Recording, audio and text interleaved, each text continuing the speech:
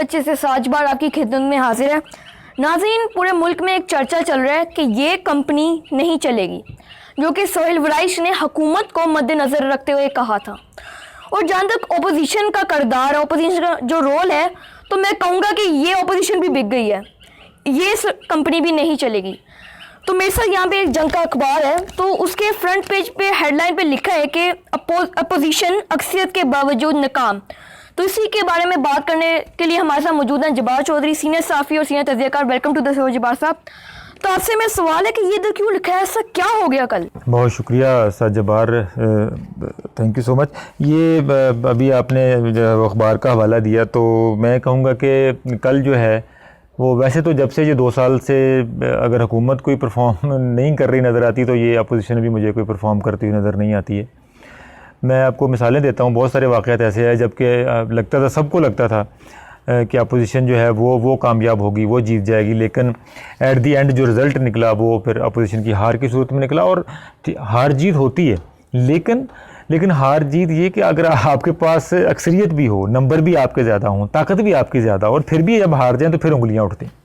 तो ये इसलिए जंग ने लिखा है कि अपोजिशन अक्सरियत के बावजूद नाकाम, अक्सरियत के बावजूद नाकाम का। उसके बाद कल जो हाल हुआ, मुश्तरका इजलास बुलाया हुकूमत ने, क्योंकि सेनेट में ज़ाहिर है अपना जो अपोजिशन की जमातें हैं उनमें उनकी अक्सरियत है, और कौमी असम्बली में जो है वो हुकूमती जो जमात है उसकी अक्सरियत है।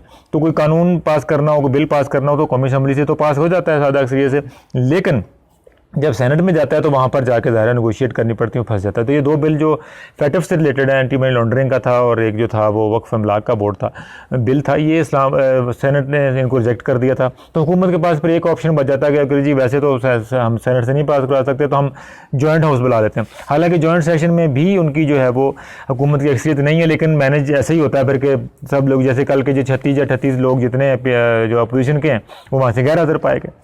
तो वो कौन लोग थे, किधर थे, क्यों नहीं आए, वजह क्या थी, और उनकी वजह से जो है वो अपोजिशन कल हार गई। तो क्या उसमें बहुत सारी थीरीज़ हैं। अभी वैसे तो ये अभी शहबाज शरीफ ने ऐलान किया है, बिलावल ने भी ऐलान किया थोड़ी देर पहले कि जनाब हम जो है ना वो ट्रेस करेंगे, उन लोगों को पूछेंगे कौन है, उनको शो कॉज नोटिस जारी कर देंगे। मुख्तलिफ किस्म की आवाज़ें भी उठ रही हैं, लेकिन मैं आज आपको ये कह रहा हूँ कि ये कुछ भी नहीं होगा। कोई शो कॉज नोटिस नहीं होगा, किसी को कोई ट्रेस नहीं करेंगे, ये किसी का नाम सामने नहीं आएगा, क्योंकि उसकी वजह ये है कि इसमें बहुत सारी थ्योरीज आ रही है। तो ये कि मुझे लगता है कि इन्होंने जो है अपना फेस सेविंग करने के लिए ये शोर शराबा किया है, और बाकी इन्होंने वॉक ओवर दिया गवर्नमेंट को, ये बिल पास करवाने के लिए करवाए, अपनी कहना थी, लेकिन बाद में इन्होंने सेटलमेंट किए कि मामला जो है ना दफ़ा दूर करो, बिल पास हो जाए ताकि रुकावट ना बने। क्योंकि अगर रुकावट बन जाते, बिल बिल्कुल पास ना होते, तो फिर जो अगर पाकिस्तान खुदा ना खास्ता मैं फिर कहता हूँ, अगर पाकिस्तान जो है ना इस वजह से जो है ना वो कोई पाकिस्तान जो है ना फैटफ की फाइनेंशियल एक्शन टास्क फोर्स की जो ग्रे लिस्ट में इस वक्त पाकिस्तान है उससे निकल गया, अगर पाकिस्तान ब्लैक लिस्ट में चला जाता तो पाकिस्तान के लिए बहुत ही बुरा दिन होता।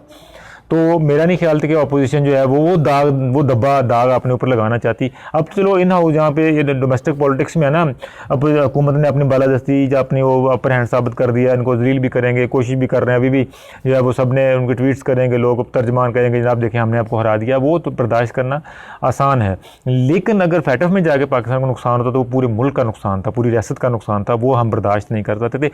इसलिए मेरा ख्याल पहली बात तो ये कि बहुत अच्छा हुआ है कि कल जो बिल थे, अगर फैटफ में पाकिस्तान इनकी वजह से कोई प्रॉब्लम आती तो वो बिल जो है वो कल पास हो गए।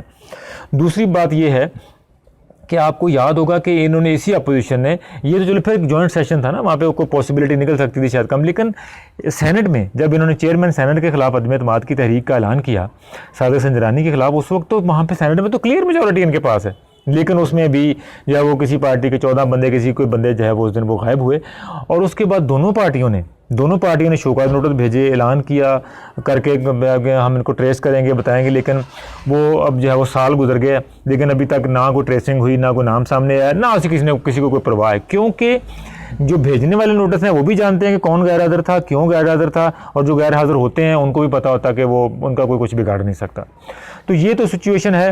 और बाकी जहाँ तक ये कि ये अपोजिशन की कंपनी नहीं चलेगी, तो मुझे लग रहा है कि अगर आपने कहा कि नहीं चलेगी, तो लेकिन मुझे लग रहा है कि जिस तरह की हुकूमती कंपनी चलेगी ना, उसी तरह की ये अपोजिशन वाली कंपनी चलेगी। तो ये दोनों एक इसी तरह की चलेंगी, क्योंकि जो है वो कोई बहुत ज़्यादा कोई जो उम्मीदें कोई अपना एजिटेशन की जब वो करने की, वो मेरा ख्याल अब तो इनसे उम्मीद रखना थोड़ा सा अभी जिस सूरत हाल में ज़्यादा। तो जब्बार साहब मुझे एक और बात बताएं कि जो अतवार अभी आ रहा है उस दिन अपोजिशन की APC है, PMLN और PPP की APC है, तो आप मुझे बताएं कि ये कंपनी चलेगी? जी बिल्कुल ठीक कहा आपने, जो कि अभी 2-3 दिन बाद जो 20 तारीख है आज 17, तो वो इनकी APC है, तमाम पार्टीज़ की उन्होंने बुलाया। और पहली बात ये कि APC वो है जो कि ईद के बाद होनी थी, बड़ी ईद के बाद APC होनी थी। उस वक्त से चलती जो स्नेल की चाल चलती मुहर्रम के बाद, अब मुहर्रम के बाद भी जी अब जो है ना इसको किसी तरह जो है ना वो कोई मामला किसी तक पहुँचा है, क्योंकि उसमें ज़रा पहली बात तो ये कि APC में बहुत सारे ट्रस्ट डेफिसिट्स हैं। पीपल्स पार्टी और PMLN के आपस में बहुत सारे तहफ़्फ़ुज़ात हैं,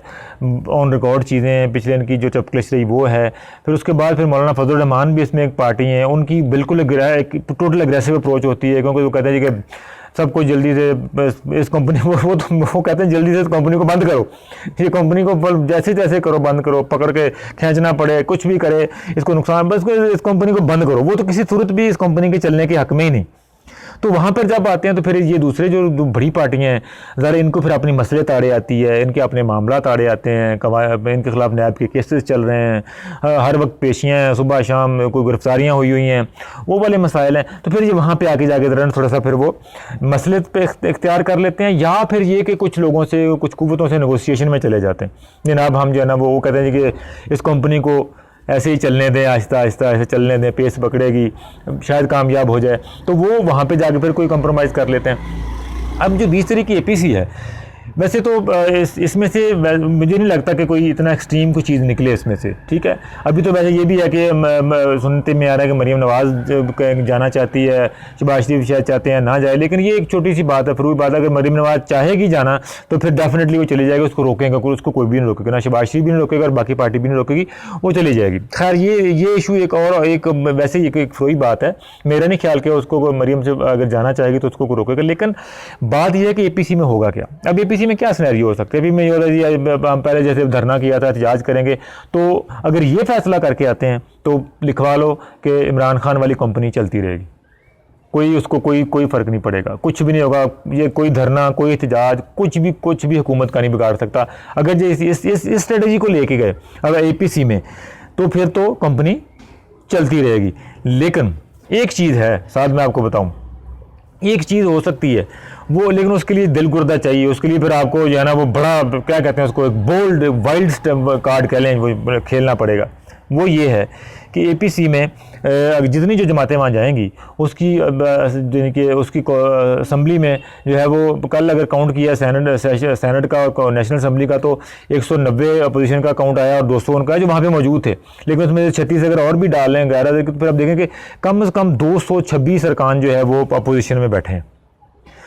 अगर ये तमाम लोग कल ये फैसला कर देते हैं कि यहाँ पर बैठे उठते ही जनाब जाके सब लोग अपने अपने नशिस्तों से इस्तीफ़े दे देंगे, अगर ये फैसला होता है, बहुत मुश्किल फैसला है, मैं आपको कह रहा हूँ बहुत मुश्किल फैसला है, बड़ा दिल गुर्दे का काम है, बड़ा वाइल्ड एक थॉट है। लेकिन अगर ये किसी तरह इस बात पे कंसेंसस कर लेते हैं कि जनाब ख़त्म, इस कंपनी से अपने शेयर हम निकाल रहे हैं, अपना स्टेक इस कंपनी से निकाल रहे हैं, अगर अपोजिशन इस कंपनी से अपना स्टेक निकाल लेती है, फिर सिचुएशन जो है ना वो बड़ी इंटरेस्टिंग हो जाएगी, फिर सिचुएशन बड़ी हो जाएगी, फिर जो है फिर जो है ना लोग कहेंगे कि अपोजिशन की जो कंपनी है ना फिर वो चलेगी। तो मेरा ख्याल है अभी वेट एंड वॉच, हम 20 तारीख को देखते हैं, उसके बाद भी हम बात करेंगे आपस में, जो भी उसका आउटकम निकलेगा अपना APC का, उस पर भी हम यकीन बात करेंगे कि क्या निकला उसका, जो उस वक्त जो फैसला होगा उसका भी तजिया करेंगे। लेकिन एक ही बात है, अगर तो वहाँ पे नारेबाजी और वो एहतजाज और वो तहरीक लेके निकले तो फिर ये कंपनी इमरान खान की चलती रहेगी और उसको कोई फिक्र फाके वाली बात नहीं। लेकिन अगर फिर मैं कह रहा हूँ अगर इस्तीफ़ों वाली बात आ गई तो फिर अपोजिशन की कंपनी चलेगी। बहुत शुक्रिया जब्बार साहब। तो नाज़रीन, आपने सीनियर तजज़ियाकार सीनियर साफ़ी जब्बार साहब की राय सुनी। तो आखिरी जो ये है कि संडे की जो APC होगी उसके बाद डिसाइड होगा कि कौन सी कंपनी चलेगी और कौन सी कंपनी बंद होगी। हमारे चैनल को ज़रूर सब्सक्राइब करें और इस वीडियो को भी लाइक कर दें। देखने के लिए बहुत शुक्रिया। अल्लाह हाफ़िज़।